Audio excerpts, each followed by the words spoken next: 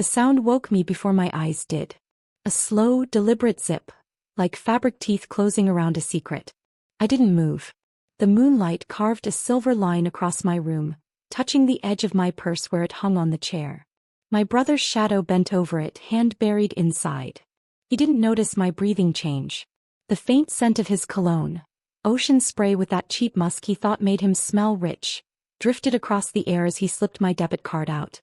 No words, no hesitation. He padded out of the room, shutting the door with a soft click. I lay still. By sunrise, my phone buzzed, 12 notifications from the bank. $9,800 gone. One charge from a cruise line. Another from an Italian luxury boutique. The rest scattered. Fine dining, champagne, experiences. By the time I stumbled into the kitchen, he was gone. Mom stood at the sink humming. "Where is he?" I asked. "Who?" she replied, all innocence. "James." She finally turned, wiping her hands. "Oh honey, you're overreacting. He would never do that to you." My mouth stayed shut. 2 weeks later he came back with a tan and a smile, his girlfriend draped in gold and silk. He slapped my shoulder like we were buddies. Mom was giddy, serving them coffee like royalty. I just nodded at her comment. Because the bank statements were already printed, highlighted, and sealed in an envelope in my desk drawer, along with something else he didn't know I had. A quiet thought curled around my mind like smoke. What's the price of teaching someone they can't buy their way out of this? The question sat with me at the kitchen table while their laughter floated down the hall. I excused myself, walked to my room, and opened the desk drawer. The envelope made a dry whisper against the wood as I slid it out. Bank statements.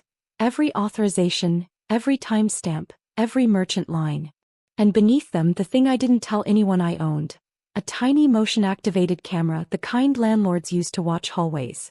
I had tucked it into the spine of a fake book on my shelf after rent money went missing last summer. I plugged it into my laptop. The screen jumped to grain, then sharpened. 1:58 a.m.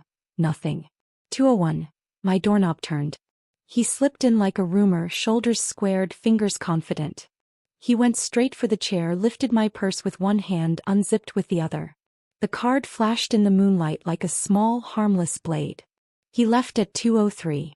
I watched it twice. The second time, I noted the detail I'd missed the night it happened. He glanced at the camera book, then passed it, never suspecting it was real. I clipped the footage and saved it to 3 places. Cloud, flash drive, printed QR code linked to an unlisted folder. I've learned to make truth heavy. It should have weight when you set it down. At the bank, I didn't cry. The teller was gentle in that practiced way people are when they see the shape of a life shift across a screen. "We can flag these as unauthorized," she said, scrolling through the carnage. "But with debit, funds leave first. You'll need a police report to complete the claim. Some merchants will reverse. Travel ones are slower. We'll lock and reissue your card. You'll get provisional credit in 10 business days. If the claim holds." "If," I echoed. There's always an if with family. By afternoon I'd filed the report. The officer listened, asked tight questions, took the flash drive and the statements. "It's straightforward," he said, voice low. "Unauthorized access. You know the suspect personally?" "My brother," I answered, and the word tasted like copper.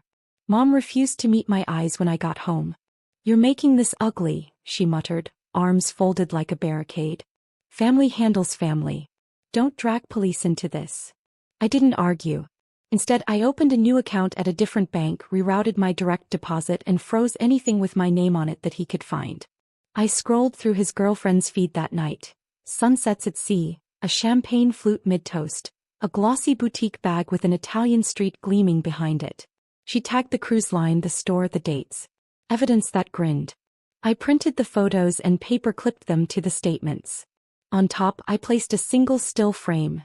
2:02 and 17 seconds a.m., his hand in my purse, the card between his fingers, moonlight tracing his knuckles. In the margin I wrote the thing I didn't say out loud. "I'm not overreacting. I'm documenting."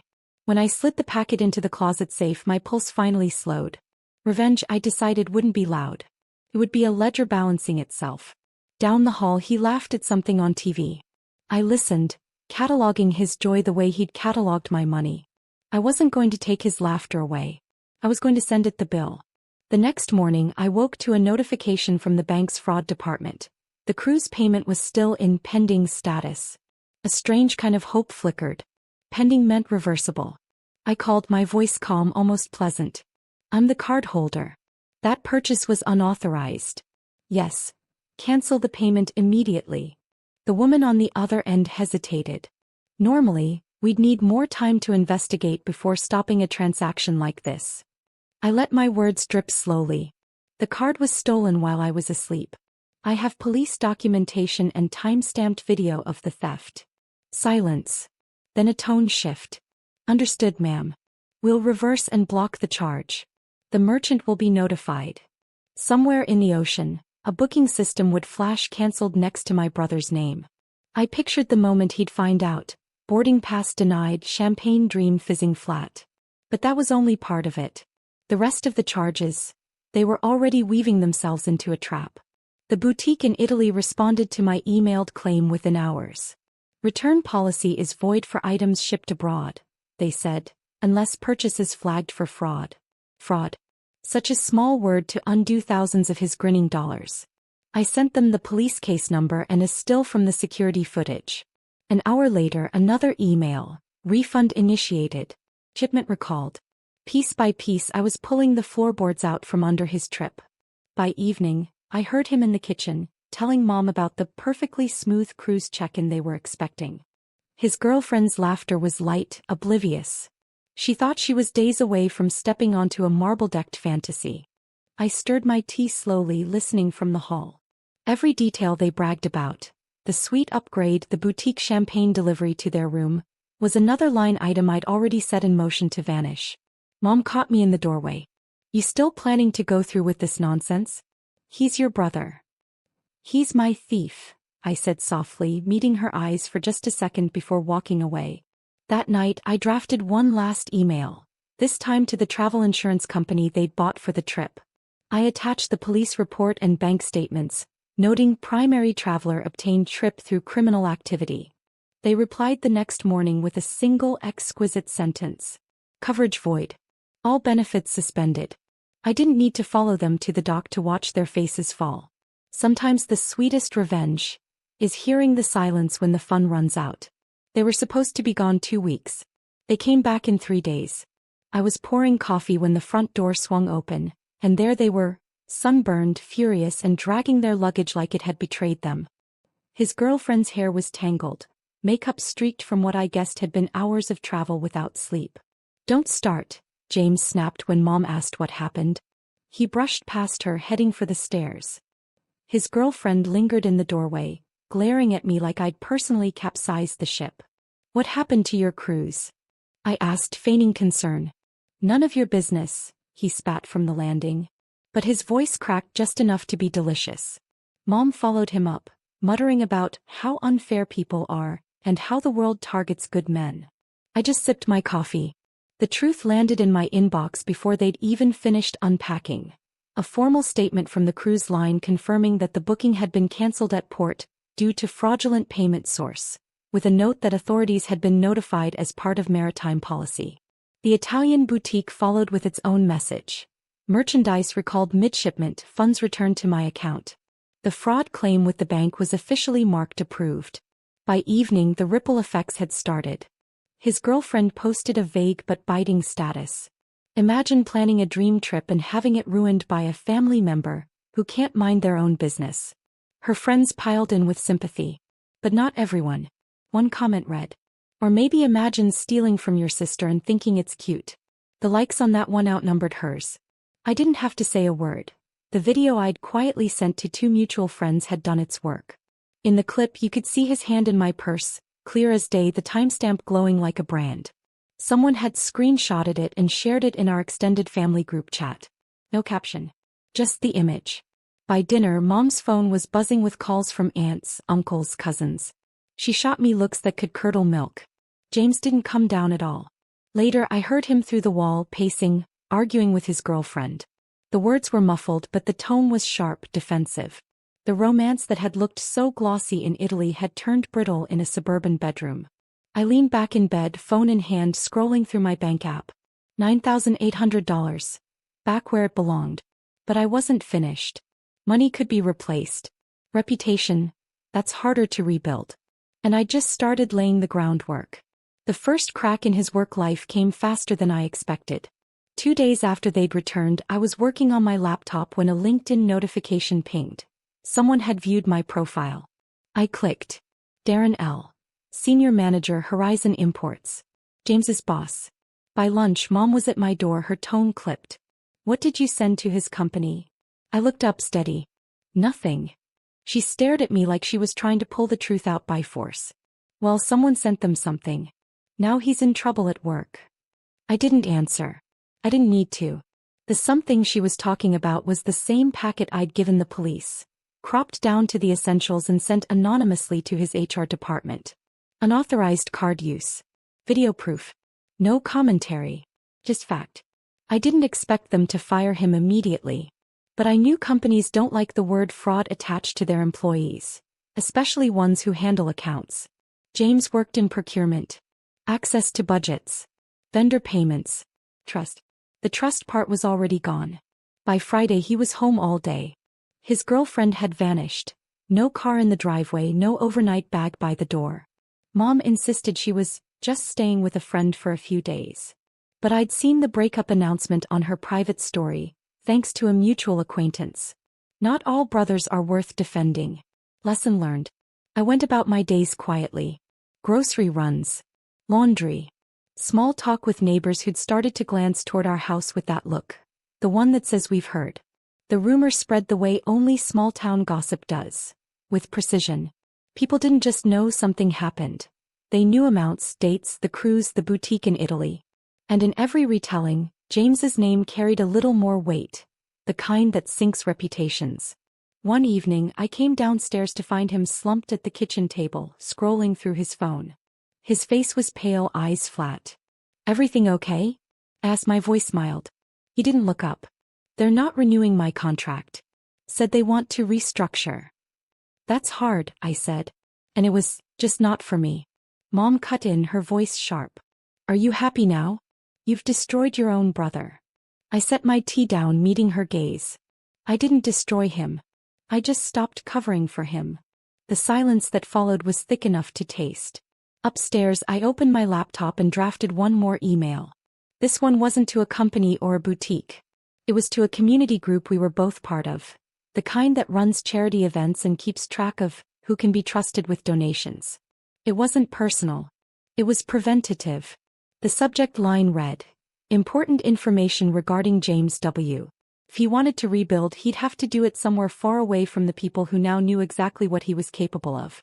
By the next week, James had gone from avoiding the outside world to being unable to step into it without bumping into the fallout.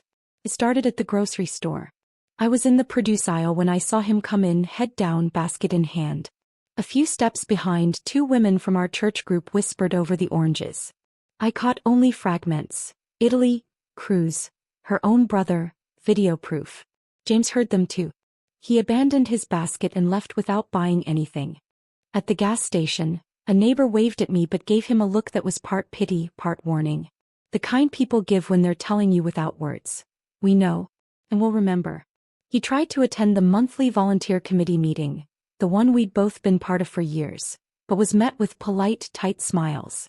The treasurer who handled event funds avoided eye contact. When the meeting started, the chair cleared her throat and said, "James, perhaps it's best if you step back from handling any financial tasks for the foreseeable future." He left before the second agenda item. At home, the tension with Mom grew sharp enough to cut. She hovered over him like a shield, but I could see the strain in her jaw. She'd stopped asking me to make things right. I think she finally understood I hadn't done anything to him except show people what he'd done himself. I kept to my routines. I paid bills, cooked, read late into the night. I didn't gloat. That's the thing about quiet revenge. You don't have to savor it out loud for it to taste rich. The final thread began to unravel when his landlord, yes, he'd been renting a small apartment before this, called. I overheard the conversation through the thin wall of the living room. Something about months behind, and we've been lenient, but... His voice rose, then cracked, and then, nothing. Just silence, like a man realizing the floor was gone beneath him. That night I checked my email. The community group had replied to my message. "Thank you for informing us. We'll ensure event funds remain secure. A single line formal final. In less than a month, James had lost his trip, his luxury purchases, his job, his girlfriend, and his place in the only circles he knew. But there was one final step. The thing that would cement this as more than just personal payback. Something that would leave no room for doubt about why it had happened. I already had the plan. And the perfect audience. The opportunity came gift-wrapped. Our aunt was hosting her annual family and friends dinner. The kind where everyone dresses up, pretends old grudges are gone, and competes over whose life sounds the most successful over roast lamb. James wasn't going to go. I heard him tell Mom he wasn't in the mood to be gawked at. But she coaxed him, insisting it was the perfect chance to remind people who you really are. I didn't argue. In fact, I offered to drive. That night, the dining room glowed in warm gold, laughter spilling over clinking glasses. Conversations braided together. Travel stories, job promotions, wedding plans. James sat stiff beside Mom, offering polite nods, clearly aware of the sideways glances. Midway through dessert, Aunt Clara tapped her glass. I'd like to thank everyone for coming. And also, she added with a smile, to recognize the people in this family who go above and beyond for others. The irony almost made me laugh. She asked me to share about my recent experience helping someone navigate a tough situation. I could have declined. But instead I stood feeling every pair of eyes settle on me. I had a situation recently. I began, my tone calm, almost conversational. Someone I trusted took something that wasn't theirs. While I slept. Almost $10,000 gone overnight. Forks paused midair. I documented everything. Bank records, timestamps, even video. It wasn't easy to see someone I love in that footage. But I believe in truth more than I believe in silence. A ripple went through the room. I didn't name him. I didn't need to. I handled it through the proper channels, I continued. The money came back. But more than that, I learned that protecting yourself isn't cruelty. It's self-respect. I let the words rest there, the weight settling. Then I sat. The silence lasted a full 10 seconds before chatter resumed. Lower now, tighter, like people speaking through smoke. James didn't look up. Mom's face was carved from stone. After coffee, people left in pairs and trios, but not before the curious glances. The kind that pieced together a puzzle they didn't know they were holding. As we drove home, James stared out the window. Mom didn't speak. I didn't fill the silence. Because the final act wasn't words. It was something they'd discover without me saying a single thing. And by morning everyone would know. I scheduled it for 9 a.m. sharp. The hour when people are scrolling at work, coffee in hand, looking for something to talk about. The post went live on the local community bulletin's Facebook page. No names in the text, just the security footage still of his hand in my purse, timestamp glowing alongside a short caption. Reminder: theft isn't a misunderstanding. It's a choice. It was shared 11 times in the first hour. Comments came in like rainfall, some guessing, some knowing. The ones who knew didn't bother with subtlety. By noon it wasn't just Facebook. Someone had taken the still and paired it with the cruise and boutique receipts, making a side-by-side image that spread through WhatsApp family groups faster than wildfire. Every retelling grew sharper, but the core stayed the same. The proof was real, and it was his hand in the frame. I didn't watch him find out. I didn't need to. The slam of his bedroom door said enough. Mom came into the kitchen later, eyes red, voice low. He's talking about moving. Says he can't stay here. I stirred my tea. Might be best. She didn't argue. That evening I checked my bank account one last time. Balance intact, security alert set. Then I opened the safe, removed the envelope of statements, receipts and photos and slid it into the shredder. I didn't need it anymore. Revenge, I realized, isn't always about holding on. Sometimes it's about letting go after the scales have balanced. A week later he was gone. No goodbye. Just a vacant room and a note on the counter for Mom. I'll figure it out. Maybe he would. Maybe he wouldn't. Either way, his ledger with me was closed. That night I sat on the porch with a blanket, listening to the quiet. No footsteps creeping in the dark. No weight of suspicion pressing between my ribs. Just stillness. For the first time since that zipper woke me at 2 a.m. I felt safe. And in that safety there was something sweeter than anger. Closure.